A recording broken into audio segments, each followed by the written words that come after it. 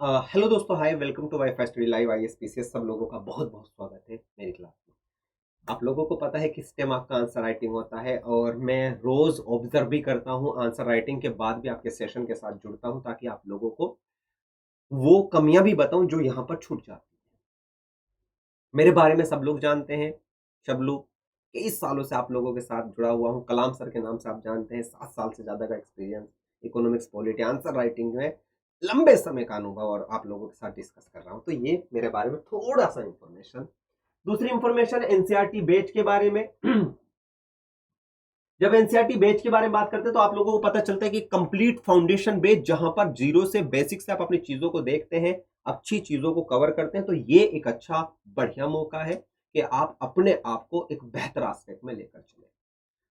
आप बेहतर कर रहे हैं तो इसका मतलब आप लोग बेहतर बनेंगे। उम्मीद है कि अगर आपने अपने फाउंडेशन पर काम किया तो आपकी चीजें बेहतर। याद रखिए। इसकी फी की अगर मैं बात करूं तो इसकी जो फी है वो बहुत कम है, बहुत कम। कितनी फी है इसकी? फी में आप लोगों को मात्र 4500 पे करना होगा। कब? जब अभी तो यहां पर 45, लेकिन जब आप WS लाइव कोड यूज करते हैं, जब आप WS लाइव कोड यूज करते हैं तो आप लोगों को कितना पे करना होगा? 3600। और मुझे नहीं लगता इतना कम अमाउंट में अगर आपकी चीजें ठीक होती हैं तो ये कोई बुरा या कोई नेगेटिव, ये बेहतरीन ऑफर है कि आप इसको अवेल करें। ठीक है, चलिए स्टार्ट करते हैं क्लास को। स्टार्ट करते हैं।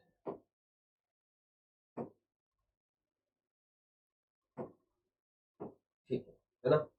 पहला क्वेश्चन किसका आया है हमारे पास? पहला क्वेश्चन आया है काजल का, है ना? तो काजल के क्वेश्चंस के कंटेक्स्ट में हम देख लेते हैं क्या इन्होंने लिखने की कोशिश की है, किस तरीके से इन्होंने बताने की कोशिश की है, तो वो आज हम यहाँ पर देखेंगे। भारत में शक्ति के पृथक्करण वास्तविक अधिक काल्पनिक है। भारत में शक्ति का पृथक्करण भारतीय संविधान में साफ वर्णन न होकर संकेत मात्र है। इसके हेतु संविधान में 3 अंगों को पृथक वर्णन किया गया है। इसके माध्यम से सरकार की विधायी, कार्यकारी और न्यायिक कार्यों का विभाजन है, जिससे वे निष्पक्ष भाव से कार्य कर सकते हैं। फ्रेंच दार्शनिक मॉन्टेस्क्यू ने शक्तियों का विभाजन का सिद्धांत दिया था। इससे एक अच्छा इंट्रोडक्शन इन्होंने लिखने की कोशिश की, एक अच्छे इंट्रो के तौर पर चीजों को बताने की कोशिश की। एक कमी हमारे संविधान के आर्टिकल 50 में पृथक्करण की बात की गई, वो कहीं ना कहीं मिस किया है ना? शक्तियों के पृथक्करण की कहानी की बात रखें तो विधायिका, शक्तियों का पृथक्करण, कार्यपालिका यानी कि न्यायपालिका, कार्यपालिका। ठीक है, वास्तविक से अधिक काल्पनिक क्यों? ठीक है, इन्होंने लिखा है शक्तियों को पूर्ण रूप से पृथक्करण न होना, तीनों अंगों द्वारा वर्चस्व की प्रतिस्पर्धा का होना, सुप्रीम कोर्ट के फैसले में अति सक्रियता देखने को मिलती है जो कभी कभी विधायिका और कार्यपालिका क्षेत्र में हस्तक्षेप के समान रूप से सामने आती है। कोई भी कानून आता है तो विधायिका को कार्यपालिका की आवश्यकता पड़ती है। अंबेडकर राष्ट्र के लोग ठीक है, कर गया भाई। हाँ, कोई भी कानून, अंबेडकर राष्ट्र के लोग कार्यपालिका विधायिका में विश्वास खो सकते हैं, लेकिन न्यायपालिका अपना विश्वास खो दे तो ये बुरा दिन होगा। विधायिका सुप्रीम कोर्ट यानी न्यायपालिका के फैसलों को परिवर्तित नहीं कर सकती। अगर संविधान के बाद कोई सर्वोच्च है तो वो न्यायपालिका का होना। मजा नहीं आ रहा भाई, मतलब क्या कहना चाहती हो, क्या एग्जाम्पल लिखना चाहती हो? किन एग्जाम्पल में आपने केवल ये बता दिया कि सुप्रीम कोर्ट का सुप्रीम होना क्यों जरूरी है, सुप्रीम कोर्ट किस हद तक किस तरीके से काम कर रहा है, ये आपने बखूबी बताया, लेकिन जो जरूरी है वो कहीं ना कहीं पहलू मिसिंग है।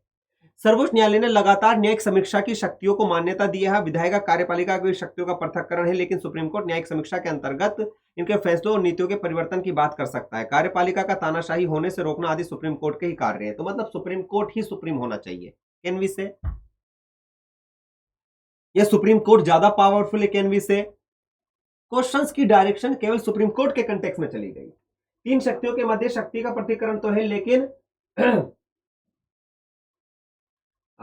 है, लेकिन ऊपर लिखित बातों से कह सकते हैं इन शक्तियों में सर्वोच्च न्यायालय सर्वश्रेष्ठ है। पूरा का पूरा क्वेश्चन एक ही पहलू पर, supreme court, supreme court, supreme court. नहीं बच्चा, काजल, विधायिका भी पावरफुल है, अपनी मर्जी से सुप्रीम कोर्ट के जजों की नियुक्ति से संबंधित कानूनों की बात रखती है। कोलिजम माध्यम से उसे कवर किया जाता है। सुप्रीम कोर्ट की पावर को बढ़ाने का अधिकार, सुप्रीम कोर्ट पर इंपीचमेंट लगाने का अधिकार विधायिका के माध्यम से किया जाता है। कार्यपालिका विधायिका के प्रति जवाबदेही होगी, यह किया जाता है। तो कई पहलू में आप लोगों को यह दिखाई देता है। बात समझ में आई? तो इसको दोबारा से लिखने की कोशिश करनी है। बिल्कुल ही आउट ऑफ डायरेक्शन आपने इस क्वेश्चन को लिखा है, मजा नहीं आया, है ना।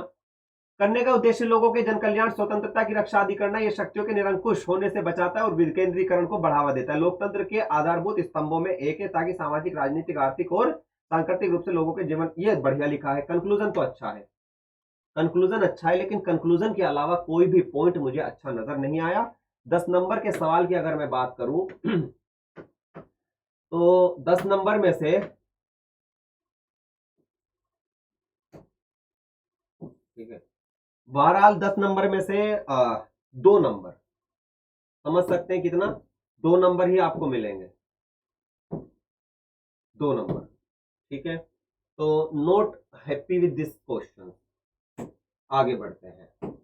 नेक्स्ट क्वेश्चन है आपका सागर का। खाद्य आपूर्ति मुद्रास्फीति की श्रृंखला की बाधाओं सहित विभिन्न कारकों के कारण बढ़ रहा है। इन बाधाओं का मुख्य कारण क्या है? खाद्य मुद्रास्फीति यानी कि फूड इन्फ्लेशन का तात्पर्य समय के साथ खाद्य पदार्थों की कीमत में वृद्धि होने से है, जिसे क्या कहा जाता है? कोर इन्फ्लेशन या हेड इन्फ्लेशन? चलो देख लेते हैं। कमजोर वर्गों की क्रय शक्ति और कल्याण पर प्रभाव पड़ता है। भारत में मुद्रास्फीति को बढ़ावा मिल रहा है, 2021 से अप्रैल 2022 के बीच उपभोक्ता खाद्य मूल्य मुद्रास्फीति 0.8 बढ़ते हैं। ठीक है, ये डेटा गलत है, 0.868 से बढ़ते नहीं है। तो थोड़ा सा डेटा पर ध्यान दें, जहां से डेटा लिया है गलत है। और अगर फूड इन्फ्लेशन की बात की है उसने, तो डायरेक्टली आपको बताना है कि ये जो हेड इन्फ्लेशन होती है उसको रिप्रेजेंट कर रहा है, उसको पूछना चाहता है। तो थोड़ा सा इस बारे में ध्यान दें, थोड़ा सा इस चीज को समझने की कोशिश करें। अगर ये चीज समझ में आएंगी तो आप इसे बेहतर तरीके से जान पाएंगे, है ना। आपूर्ति श्रृंखला, फूड सप्लाई में व्यवधान के मुख्य कारण खंडित आपूर्ति श्रृंखला, जटिल एवं आपूर्ति, खंडित आपूर्ति श्रृंखला के परिणाम खाद्य पदार्थों की बर्बादी होने की कीमतों में वृद्धि होती है।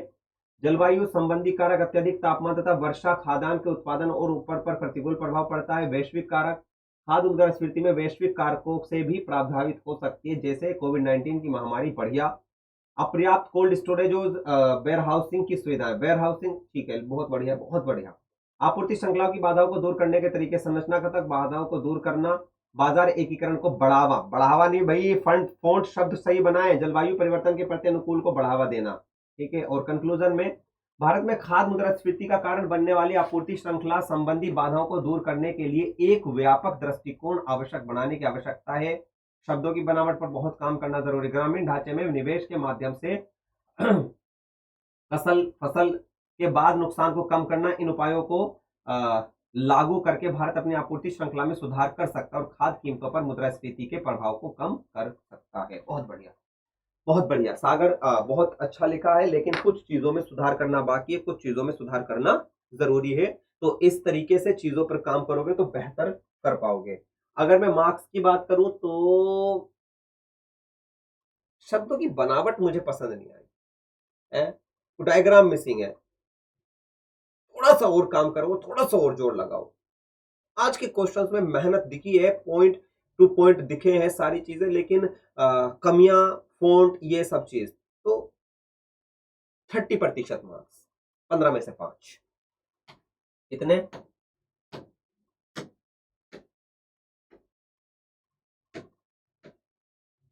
5 नंबर 15 में से है भाई, याद रखिएगा, ठीक है। चलिए आगे बढ़ते हैं। नेक्स्ट आता है रागनी का क्वेश्चन, ठीक है, विजिबल है ना सब लोगों को? ठीक है। भारतीय स्वतंत्रता संग्राम में महात्मा गांधी, भाई ये क्या है भाई, है ये क्या है? ये बिल्ली है? इमोजी, कैसी इमोजी? सींग वाली इमोजी कहां से है? थोड़ा सा क्रिएटिव रखे, लेकिन इतना भी क्रिएटिव ना हो कि एग्जामिनर सोचे भाई मुझे बिल्ली मुंह चिढ़ा रही है क्या, है? गजब रागिनी, आप कमाल की लड़की है भाई। चलो, मानव जाति के लिए अहिंसा ठीक है,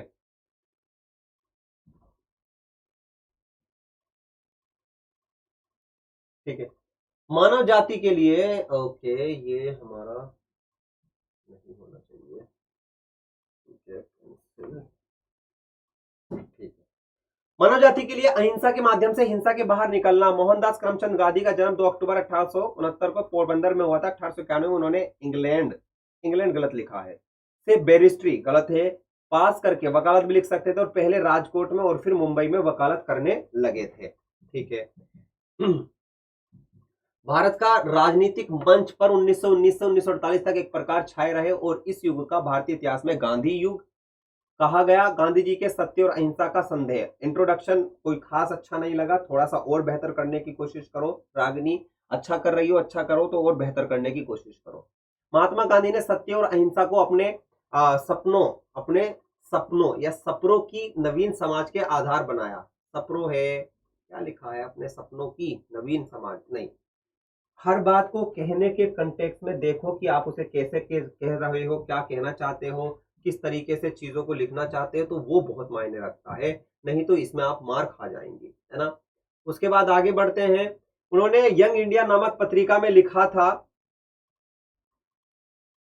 ठीक है, उन्होंने यंग इंडिया नामक पत्रिका में लिखा था जिस पर ऋषियों ने हिंसा के बीच अहिंसा के सिद्धांत को खोज निकाला, और न्यूटन से अधिक प्रखर बुद्धि वाले लोग को ये स्वयं वेलिंगटन से अधिक वीर योद्धा थे।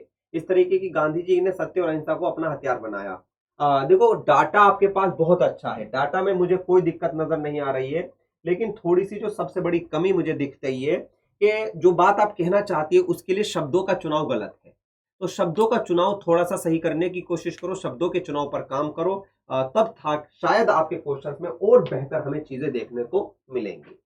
गांधी जी के जन आंदोलन चंपारण, भाई ये थोड़ा सा अवॉइड करो, इतना समय नहीं होगा कि आप हाइलाइटर लेके और वो पूरा का पूरा वहां पर टाइम लगाएंगे। ठीक है, तो ये थोड़ा सा अवॉइड करो, देखने में भले अच्छा लग रहा हो लेकिन अवॉइड करो। एक सिंपल सा डायग्राम बनाओ, चंपारण, खिलाफत, असहयोग, इनकी डेट मेंशन कर दोगे तो और अच्छा लगेगा।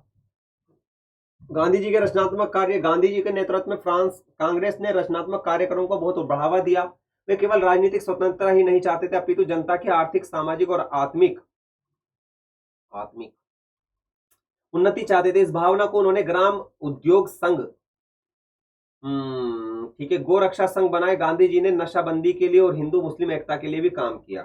भारतीय स्वतंत्रता संग्राम के दौरान अनेक विषम परिस्थितियों में विस्थापितों ने प्रत्यक्ष एवं अप्रत्यक्ष रूप से आंदोलन में सकारात्मक भूमिका निभाई, लेकिन इसके साथ ही गांधी जी के सत्य, अहिंसा और असहयोग आंदोलन या असहयोग जैसे प्रयोगों के साथ उन्होंने कुशल नेतृत्व में महत्वपूर्ण भूमिका निभाई। बच्चा देखो, आपने बातें बहुत अच्छी लिखी है, अपनी चीजों को कहने की कोशिश भी की है रागिनी। शब्दों का चुनाव सही नहीं है, शब्दों के चुनाव को और बेहतर तरीके से समझने की आवश्यकता है, लिखने की आवश्यकता है। ठीक है, 15 नंबर का सवाल है, तो बहुत गलतियां, बहुत सारी चीजें, 4.5 नंबर मेरी तरफ से।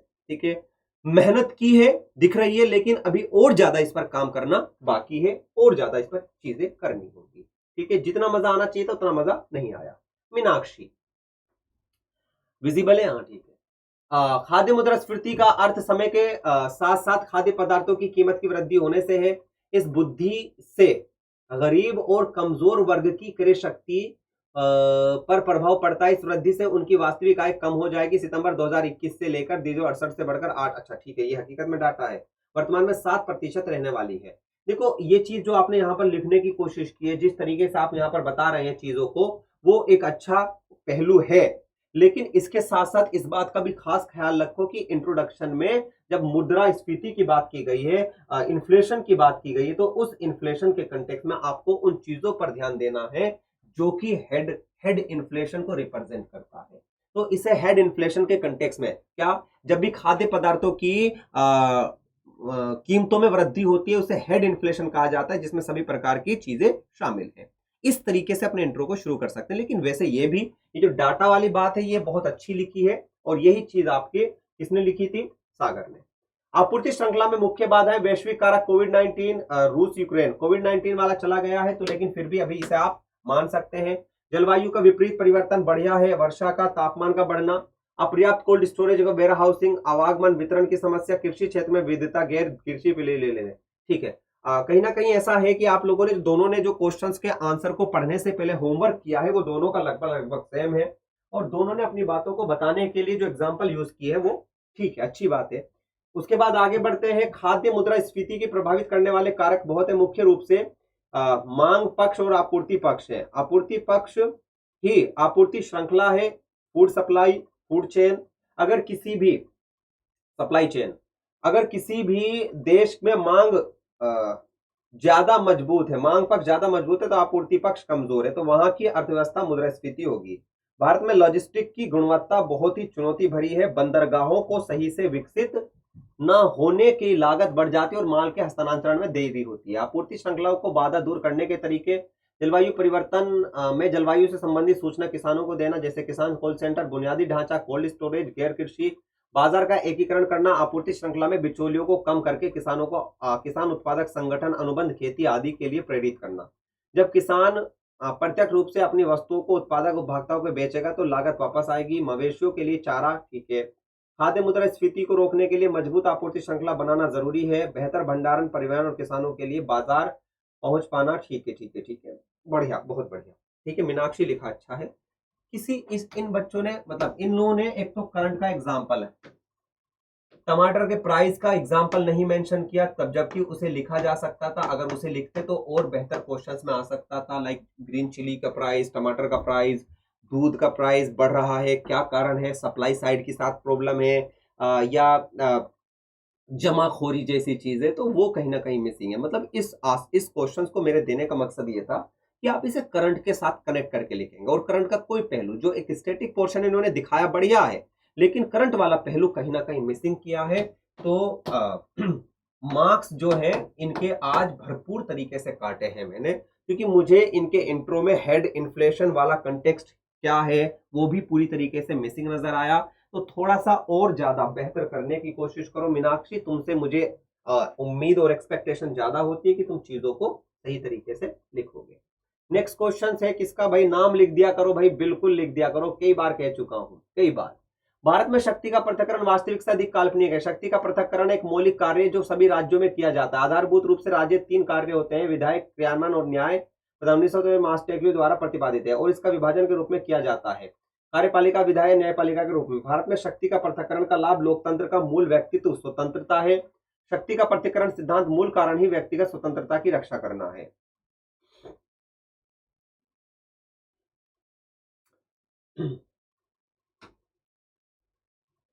क्वेश्चन आउट ऑफ ट्रैक जा रहा है भाई। वास्तविकता और रियलिटी को, मतलब वास्तविकता और हाइपोथेटिकली, यानी कि जो दिखावे की हुए उनके बीच डिफरेंस करना है, कहां पर वास्तविक है कहां पर नहीं है। शक्ति पृथक्करण वास्तविक से अधिक काल्पनिक है। ये चार्ल्स लुई डी सेकेंडर, बेरन डी ला ब्रेडे, एट्टी मांसिक्यू, जिन्हें आमतौर पर केवल मॉन्टेस्क्यू कहा जाता है। भाई ये नाम आपको एग्जाम के पर्सपेक्टिव से याद रह पाएंगे, आप इन नाम को याद कर पाएंगे। भारत का पहलू कहां है इसमें? फ्रांसीसी न्यायाधीश, विद्वान व्यक्ति और राजनीतिक दार्शनिक थे। शक्ति के प्रतिकरण के सिद्धांत इस विचार पर आधारित है कि निरंकुश शक्तियों को मिल जाने के बाद व्यक्ति भ्रष्ट हो जाता है और अपनी शक्तियों का दुरुपयोग करना लगता है। अब व्यक्ति वाला जो पहलू है, मतलब ये पूरा का पूरा क्वेश्चन जो फ्रेंच रिवॉल्यूशन है उसके कंटेक्स्ट में दिखाई दे रहा है। उसके कंटेक्स्ट में आपने इस क्वेश्चन को लिखने की कोशिश की, जिन चीजों में इसमें बदलाव किया जाना था वो कहीं ना कहीं मिसिंग है, कहीं ना कहीं वो आप लोग उसे नहीं समझ पाए। तो थोड़ा सा ध्यान दें, क्वेश्चंस को क्वेश्चंस की डायरेक्शन से लिखने की कोशिश करें। क्वेश्चंस को क्वेश्चंस के तरीके से लिखोगे तो आप लोगों को वो पूरा का पूरा पहलू समझ में आ जाएगा, पूरा का पूरा पहलू आप लोगों को नजर आएगा। ठीक है, अभी और इसमें कुछ पहलू उन्होंने लिखे होंगे, देख लेते हैं।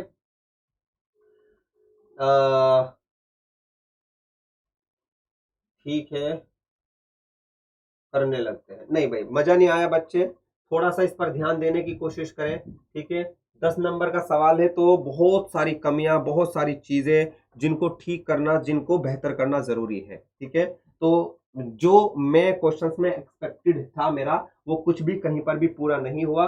तो इस प्रकार के क्वेश्चंस को करने के लिए दोबारा से मेहनत करेंगे, दोबारा से इस प्रकार के क्वेश्चंस को टारगेट करके लिखेंगे, है ना। मार्क्स की अगर मैं बात करूं तो मार्क्स इस पर नहीं मिलने चाहिए, लेकिन फिर भी आपने मेहनत की है, अपनी चीजों को काम किया है, तो केवल 1.5 नंबर मेरी तरफ से है और आज तक का सबसे मिनिमम नंबर आप लोगों को यही दिखाई देता है। ठीक है, नाम लिख दिया करें भाई, थोड़ा सा और बेहतर करो और अच्छा सा लिखो। 2 कर लेते हैं भाई, आप लोग यूं ना कह दीजिएगा सर जी हम दुखी हैं, आपने हमारा एक ही नंबर दिया है ना, बट और काम करो इसमें। इस प्रकार के क्वेश्चन को रिव्यू भी नहीं करेंगे, चेक भी नहीं करेंगे। नेक्स्ट क्वेश्चन है आपका ये सानिया। ठीक है, कार्यकाल के दौरान न्यायाधीशों के वेतन भत्ते, अच्छा ये तो दूसरा पेज है। भारत में शक्ति का पृथक्करण, सर्वप्रथम अरस्तु ने सरकार की शक्तियों के असेंबली, मजिस्ट्रेट और जुडिशरी में 3 भागों में बांटा था। शक्तियों का पृथक्करण का सिद्धांत वास्तविक और सुचारू प्रतिपादन फ्रेंच दार्शनिक मॉन्टेस्क्यू ने किया था। ये सिद्धांत ट्रायस पॉलिटिक्स, भैया मैं ये जानना चाहता हूँ कि ये क्या क्वेश्चन मैंने पॉलिटिकल साइंस के कंटेक्स्ट में दिया था या पॉलिटी के कंटेक्स्ट में दिया था? अगर ये क्वेश्चन पॉलिटिकल साइंस के कंटेक्स्ट में था तो ये परफेक्ट आंसर है, जिसमें आपने पॉलिटिकल वेस्टर्न पॉलिटिकल थिंकर को मेंशन करके लिखा है, मॉन्टेस्क्यू किसी भी। लेकिन अगर ये भारत के कंटेक्स्ट में लिखना था, संविधान के कंटेक्स्ट में लिखना था, तो आर्टिकल 51, उसके बाद आर्टिकल 122, 123, इनके कंटेक्स्ट में क्यों नहीं लिखा गया है? सानिया, विधायिका शक्ति कार्यपालिका पृथक्करण, ये सिद्धांत राज्य न्यायपालिका को ठीक है, राज्य को सर्वाधिकवादी होने का बचा सकता है तथा राज्य की शक्तियों के समक्ष व्यक्तिगत स्वतंत्रता की रक्षा करता है। भारत में शक्तियों का पृथक्करण, भारत में संविधान में प्रत्यक्ष रूप से शक्तियों के पृथक्करण की बात नहीं है, परंतु संविधान के विभिन्न अनुच्छेद तथा न्यायालय की व्याख्याओं द्वारा शक्ति के पृथक्करण को दिखाई देता है। ये पॉइंट अब तक के क्वेश्चंस का सबसे बेस्ट पॉइंट है, जिसे मैं इस क्वेश्चंस के कंटेक्स्ट में ही पा रहा हूं।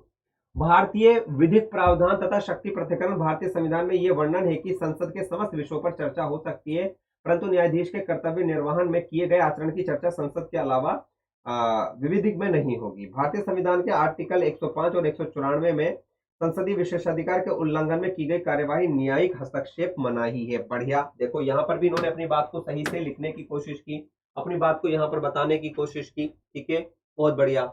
उसके बाद कार्यकाल के दौरान न्यायाधीशों के वेतन भत्तों में परिवर्तन नहीं हो सकता। ठीक है, भारत में सरकार के संसदीय स्वरूप के एकीकृत स्वतंत्र न्यायपालिका का एक साथ होना शक्ति के पृथक्करण का उदाहरण है। ठीक है, रियलिटी बताया। न्यायालय द्वारा मूल ढांचा की अवधारणा शक्ति के पृथक्करण को दर्शाता है, इसके साथ साथ ही शक्ति का पृथक्करण मूल ढांचा का एक भाग भी है। अब देखो इनका क्वेश्चंस पॉजिटिव एस्पेक्ट में है, मतलब ये कह रही है कि सर शक्ति का पृथक्करण हमें दिखाई देता है। कई मामलों में सरकार जुडिशरी में हस्तक्षेप नहीं कर सकती और कई मामलों में जुडिशरी सरकार के कंटेक्स्ट में हस्तक्षेप नहीं कर सकती।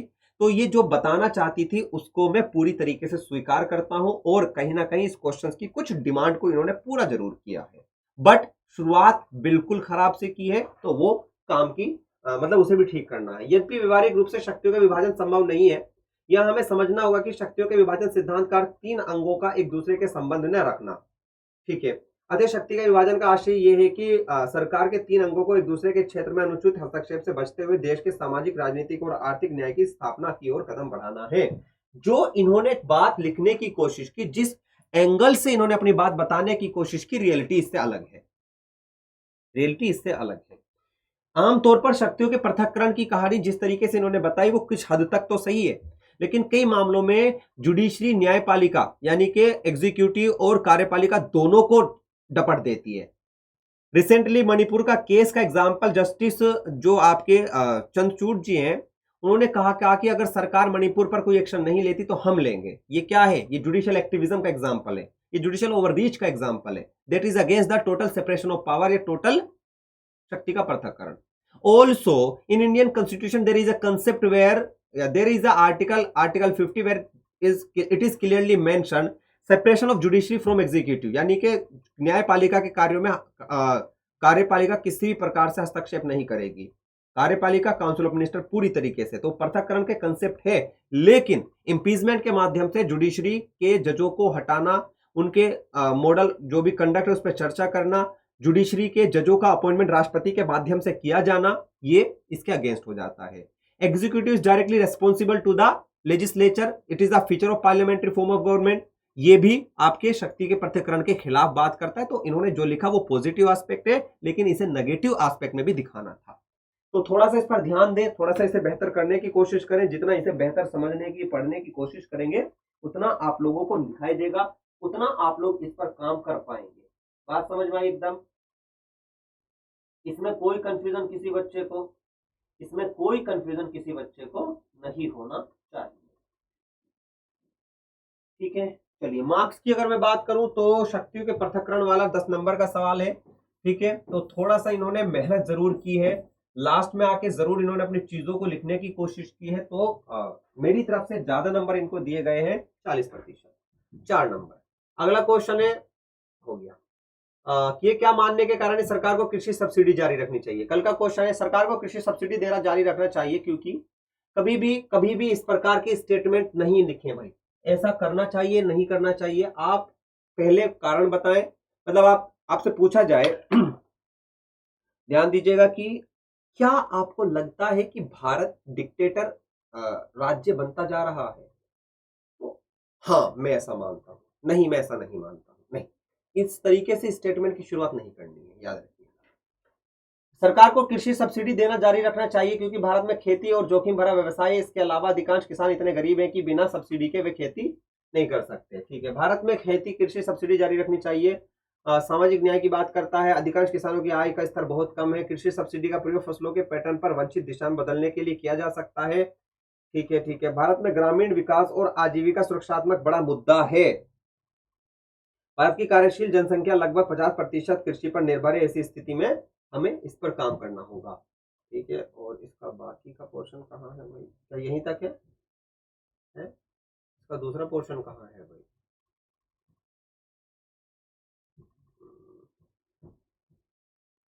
ठीक है, कोई बात नहीं भाई, मुझे इतना ही दिखा है तो मैं इस क्वेश्चंस को अधूरे क्वेश्चंस की लिस्ट में डाल देता हूँ। थोड़ा सा इसे राइटिंग के साथ दोबारा बताने की कोशिश करो। यहाँ तक कुछ चीजें सही हैं, कुछ चीजें इनडायरेक्टली अनएक्सेप्टेबल है, या डायरेक्टली कहूँ तो अनएक्सेप्टेबल है। उन पर थोड़ा सा काम करना बहुत जरूरी है, उनको थोड़ा सा ठीक करना जरूरी है ना। तो आगे बढ़ते हैं, नेक्स्ट क्वेश्चंस की तरफ चलते हैं। ये कौन है भाई? ये लड़की सिलेक्शन लेके मानेगी भाई, है ना। फूड इन्फ्लेशन, ठीक है, food inflation is the volatile in India as agricultural price fluctuate because of demand and supply. ठीक है, demand side variable, supply side variable, change in the demand structure.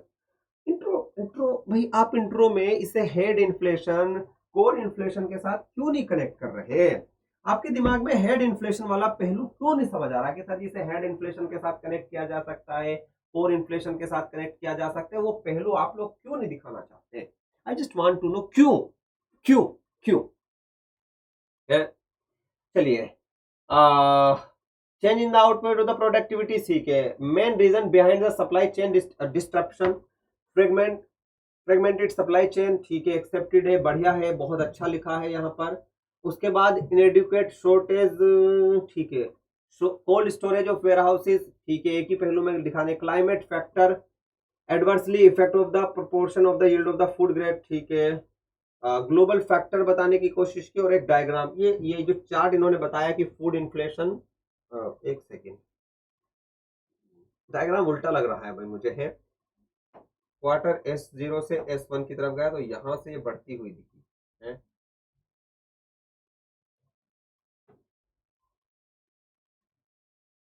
ठीक है भाई, थोड़ा सा मतलब क्लेरिफाई कर दिया करो, वैसे मैं तो समझ ही गया, है ना। ठीक है, global factor ways to address the supply promoting market integration, ठीक है, enhancing the resilience of the climate change, ठीक है, एंड स्मार्ट एग्रीकल्चर पर इन्होंने बहुत लिखने की कोशिश की। डाइवर्सिफाइंग द फूड बास्केट, अच्छा, क्या केवल और केवल एग्रीकल्चर की वजह से ही फूड इन्फ्लेशन हमें नजर आती है? क्या केवल इसी वजह से आप लोगों को फूड इन्फ्लेशन दिखाई देती है? तो इसका मतलब कहीं ना कहीं इस पर और बेहतर तरीके से काम करना जरूरी है, और अच्छे से इसको आप लोगों को लिखना होगा, समझना होगा। ये बहुत मायने रखता है।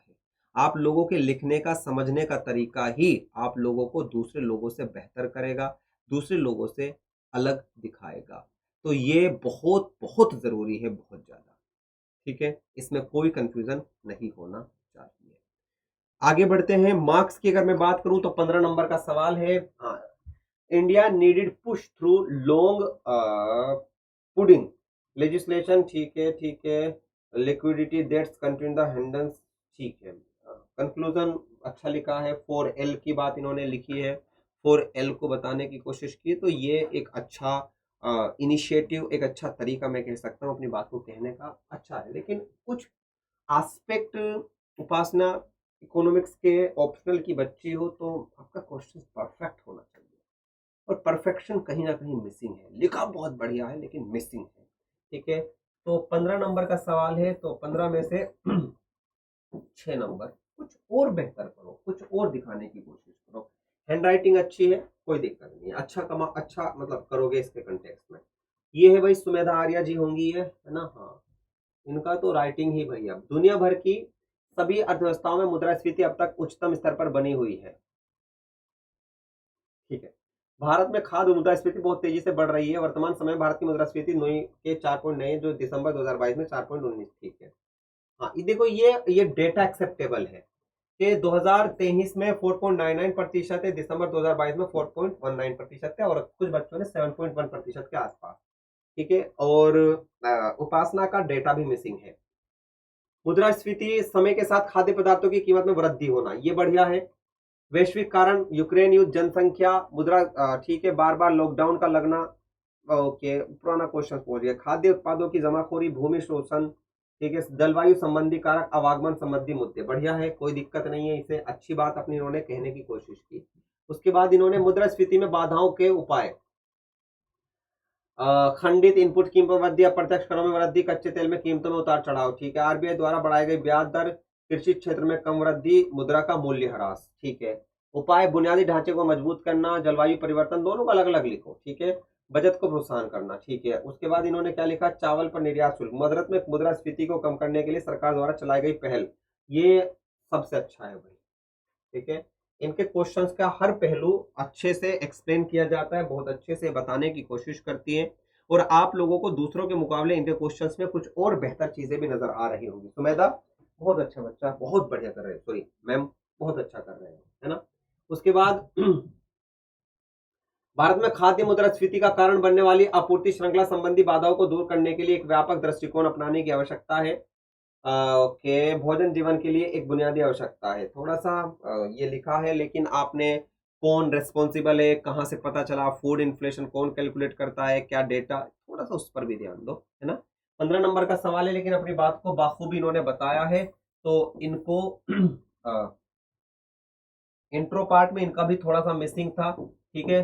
तो इनको भी 6 ही नंबर मेरी तरफ से मिलेंगे। 6 नंबर बहुत अच्छे हैं, लेकिन उसमें कुछ चीजों में बदलाव किया जाना जरूरी है, ठीक है। बदलाव करोगे तभी आप लोग चीजों को समझ पाएंगे, बदलाव करोगे तभी आप लोग चीजों को जान पाएंगे, याद रखिएगा।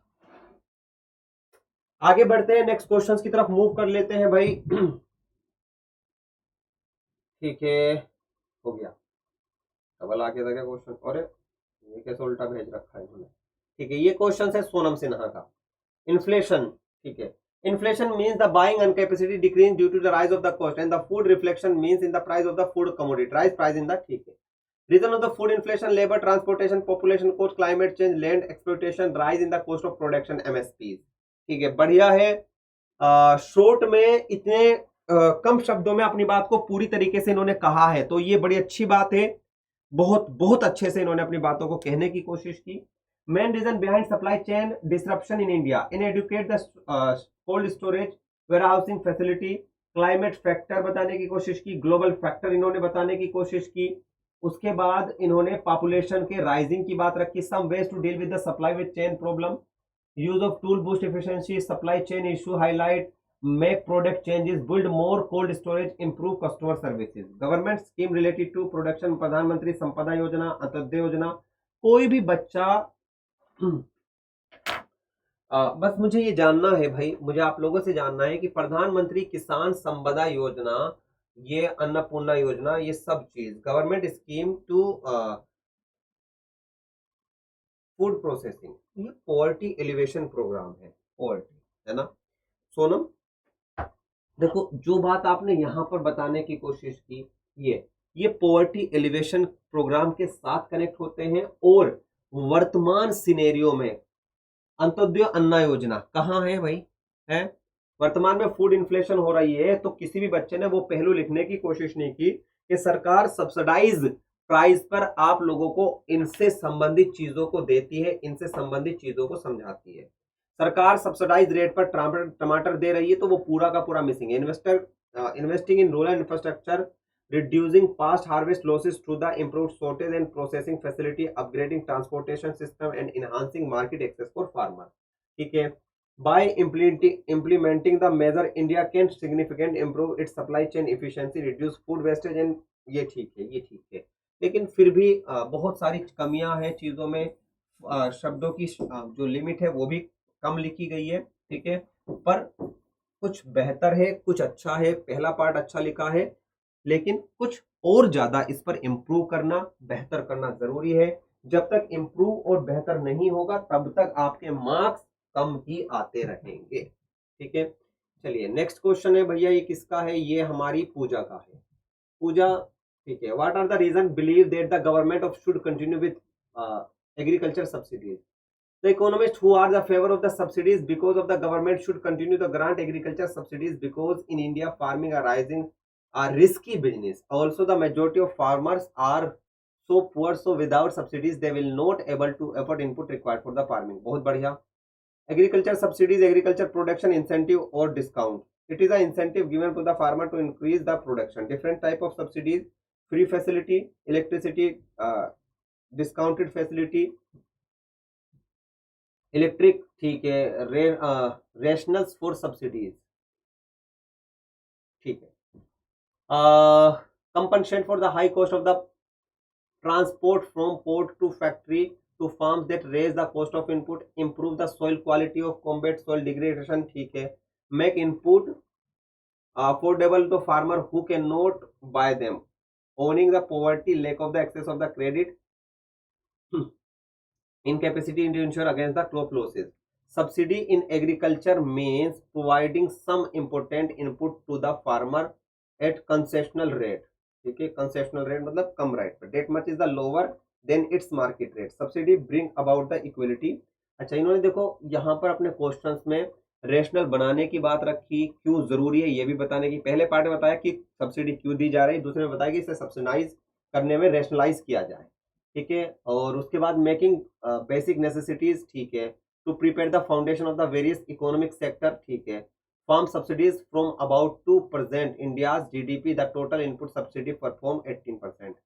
एलिमिनेशन ऑफ द सब्सिडीज में further increase the inequality between rich and poor farmer, hence it should continue, however this should be given only in the small farmer who can not afford the purchase of input in market. भाई पहला question 2 दिन में मुझे ऐसा लगा है जिसने subsidy को क्यों दिया जा रहा है वो कारण भी बताए, सब्सिडीज को कैसे रेशनलाइज किया जाए वो भी बताया, और कंक्लूजन में भी अपनी बात पूरी तरीके से लिखने की कोशिश की।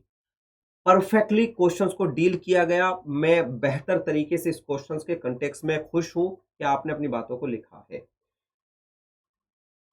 कमी क्या है? कमी क्या है? शायद इस क्वेश्चंस को मैंने 150 वर्ड्स में लिखने के लिए दिया था, बट 150 वर्ड्स में क्वेश्चन नहीं लिखा गया, शायद इन्होंने अपने आप को 250 वर्ड्स में एक्सप्लेन किया है, तो 250 वर्ड्स के हिसाब से इसको रिव्यू कर देते हैं। ठीक है, तो 15 में से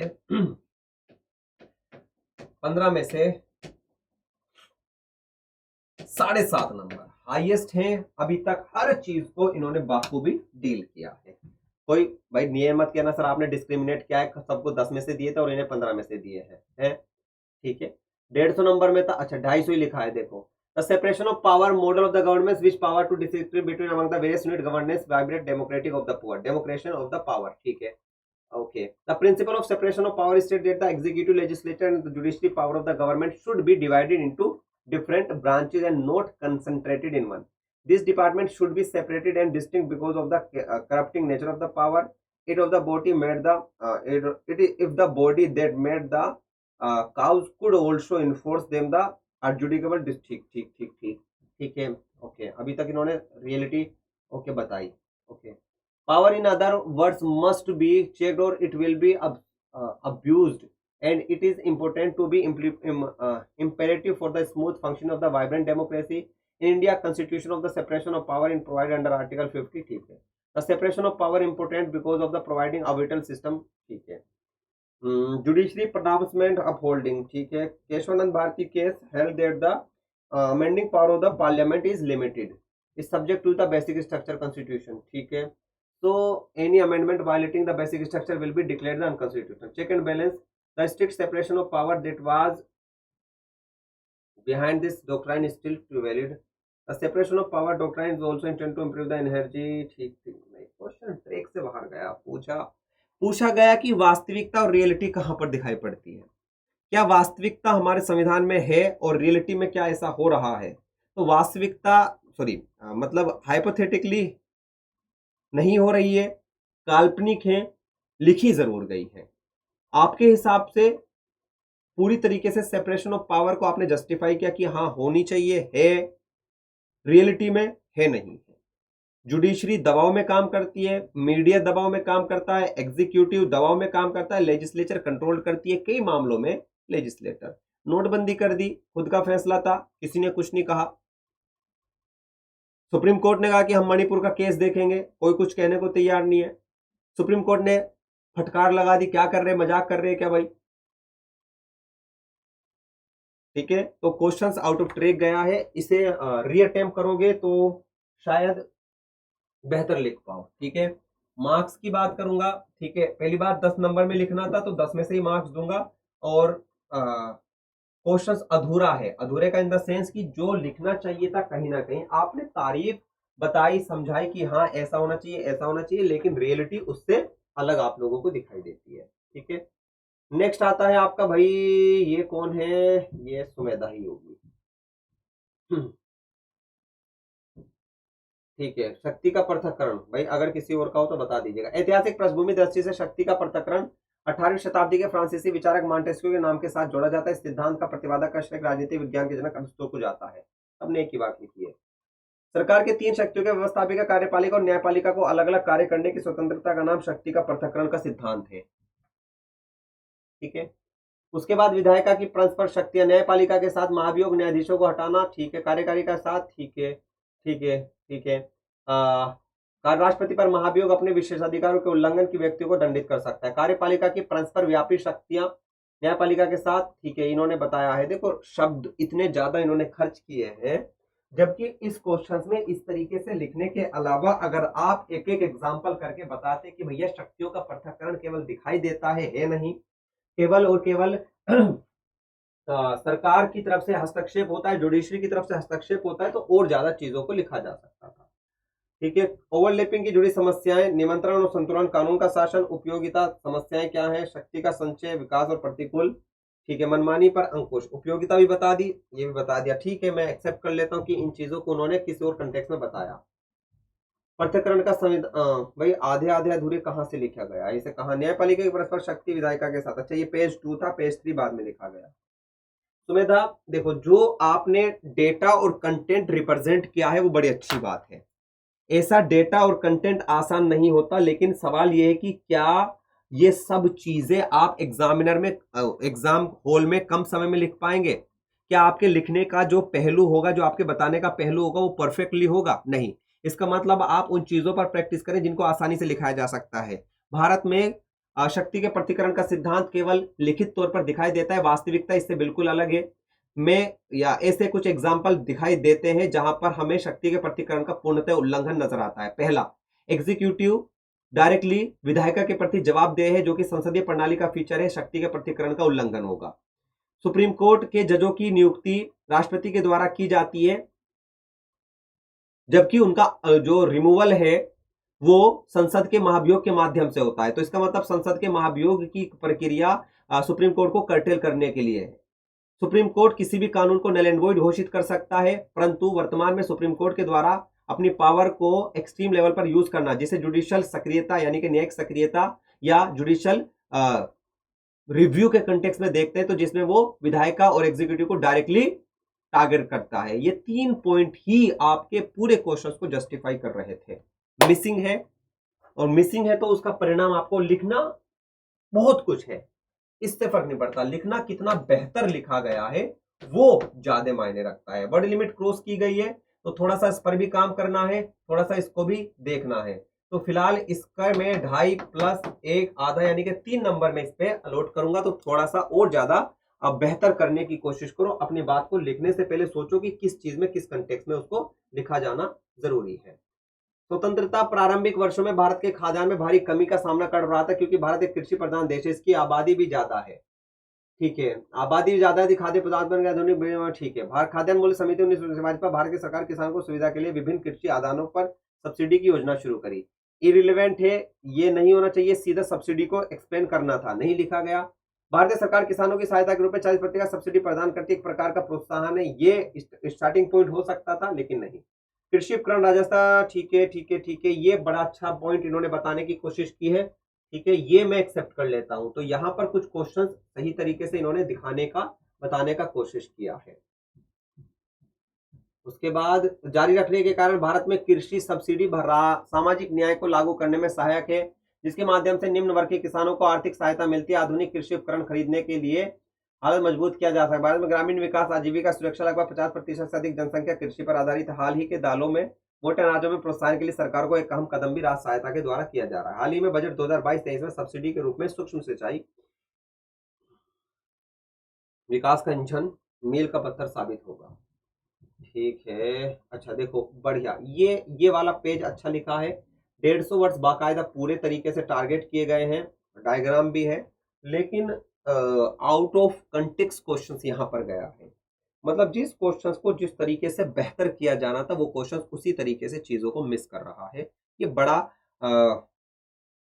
सही नहीं है, इसे और बेहतर करने की आवश्यकता है। ठीक है, 10 नंबर का सवाल है, तो मेहनत की गई है, लेकिन इससे ज्यादा नंबर अलॉट नहीं किए जा सकते। कमियां हैं, अभी और ज्यादा कमियों को ठीक करना है। ठीक है, और ज्यादा आगे बढ़ते हैं। डिमांड साइड सप्लाई साइड हो गया है ये क्वेश्चन। उसके बाद ये क्वेश्चन है हमारा, India is third largest procedure, India is important position in the global pharmaceutical. ये तो हो गया था भाई, राजकोषीय घाटों को कम करना, कम करने के कारण क्या है, ये भी हो गया था हमारा। ठीक है, अब आगे बढ़ते हैं और बचता है हमारा 2 क्वेश्चन, है ना। अब उन क्वेश्चंस को भी हम समझ लेते हैं, वो क्या है, कैसे हैं। ठीक है, एक तो बचा है ये वाला क्वेश्चन सागर का। सागर के क्वेश्चन को देखिएगा भाई, यहां पर देखिएगा एक और क्वेश्चन है, सब्सिडी के बारे में इन्होंने बताने की कोशिश की है। ये क्या लिखते हैं, इसको भी देख लेते हैं। कृषि सब्सिडी ऐसी वस्तुओं की लागत और आपूर्ति को प्रभावित करने के लिए किसान कृषि व्यवस्था के संगठन, ठीक है, पूरक के लिए दिया जाने वाला भुगतान। एकमात्र ऐसे व्यक्ति हैं जिन्होंने सब्सिडी को सब्सिडी के कंटेक्स्ट में लिखा है। किसी ने भी प्रॉपर सब्सिडी क्या है इसको नहीं लिखा, केवल इनको छोड़कर। बढ़िया सागर, अच्छा कर रहे हो। भारत की जीडीपी का लगभग 2% है, कृषि किसान कल्याण मंत्रालय द्वारा किसानों को 21% दिया जा रहा है। ठीक है, कृषि सब्सिडी तर्क क्या है, किसान समर्थन मूल्य, कृषि सब्सिडी डायग्राम आउटपुट, ठीक है, बहुत बढ़िया। प्रत्यक्ष सब्सिडी किसानों को नगद के रूप में प्रत्यक्ष सब्सिडी प्रदान की जाती है। प्रत्यक्ष सब्सिडी बीज और उर्वरक जैसी शक्तियों पर खरीद पर छूट प्राप्त की जाती है। स्पष्ट इनपुट सब्सिडी, ठीक है, कृषि उत्पादों की खरीद के लिए किसानों को स्पष्ट सब्सिडी का भुगतान किया जाता है। अनिर्हित इनपुट सब्सिडी, आउटपुट सब्सिडी, ये सब्सिडी किसानों को गेहूं धान फसलों न्यूनतम समर्थन मूल्य लाभ, एचडीआई में सुधार, ह्यूमन डेवलपमेंट इंडेक्स। बढ़िया भाई, बड़ा अच्छा लिखा है इन्होंने तो है। उसके बाद चिंताएं, डब्ल्यूटीओ की चिंताएं, राजकोषीय बोझ, कसम से भाई अब तक सब्सिडी का एकमात्र ऐसा क्वेश्चन जिसे पॉजिटिव, नेगेटिव, नेशनल, इंटरनेशनल हर एस्पेक्ट में इन्होंने दिखाया है, समझाया है, बताया है। और मेरे हिसाब से इस क्वेश्चन को जिस तरीके से इन्होंने लिखा है, एक अच्छा खासा यूपीएससी एस्पिरेंट भी नहीं लिखेगा। तारीफ के काबिल ये क्वेश्चन है। कृषि सब्सिडी कृषि को समर्थन देने और किसानों की आय सुरक्षा प्रदान करने में महत्वपूर्ण साबित हुई है। सरकार को कृषि सब्सिडी के तर्कसंगत बनाने और कृषि में पूंजी निर्माण, अनुसंधान एवं विकास पर अधिक निवेश करने के लिए कदम उठाए चाहिए। इससे कृषि में सुधार होगा तथा यह लाभकारी भी होगा। प्राउड ऑफ यू भाई, मेरे भाई, मेरे दोस्त, काबिले तारीफ, परफेक्ट, एकदम बहुत अच्छे से अपनी बातों को बताने की कोशिश की। और वर्ड लिमिट पार की है, वर्ड लिमिट को कम करो, शब्दों को हाईलाइट कर दिया करो, ठीक है, डेटा को हाईलाइट कर दिया करो। और 5.5 नंबर, 55%। और आज तक के इतिहास में इससे ज्यादा नंबर मैंने किसी को नहीं दिए। कांग्रेचुलेशंस, बहुत अच्छा, काबिल तारीफ। ठीक है, तो ये थे आज के सवाल भाई। इसके अलावा किसी बच्चे के सवाल रह गए हो तो भाई मार्क करके भेज दीजिएगा। कल की क्लास में बाकी के सवालों को रिव्यू करेंगे। आप समय पर भेजेंगे तो समय पर आपका क्वेश्चन रिव्यू होगा, समय पर नहीं भेजेंगे तो आपके क्वेश्चन समय पर रिव्यू नहीं होंगे। इसी के साथ आज की क्लास के समापन की घोषणा करते हैं। और अच्छा करें, पढ़ा करें, लिखने की कोशिश करें, डेली बेसिस पर प्रैक्टिस करें। Thank you so much. जय हिंद। लाइक सब्सक्राइब जरूर कर लिया करें, शांति से क्लास देखा करें, और इसके साथ साथ अनअकैडमी प्लेटफॉर्म की एप्लीकेशन डाउनलोड करके मुझे फॉलो करें, और हमारी क्लास 10 बजे होती है, उसमें भी आया करें। Thank you so much. जय हिंद।